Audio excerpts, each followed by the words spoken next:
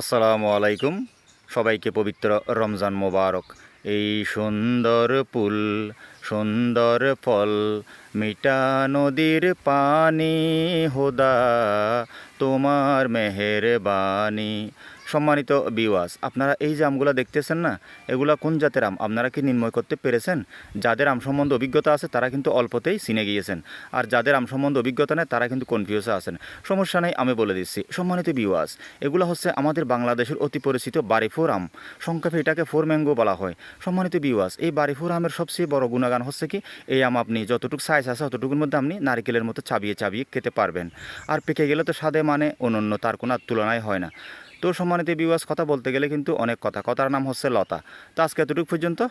ভিডিওটা ভালো লাগে লাইক করবেন, কমেন্ট করবেন, শেয়ার করবেন, সাবস্ক্রাইব করবেন, ব্যক্তিগত মতামত জানাবেন, পরবর্তী ভিডিও পাওয়ার জন্য উৎসাহিত করবেন। সব ভালো থাকবেন। আসসালামু আলাইকুম রহমতুল্লাহ বরকাত। খুদা হাফেজ।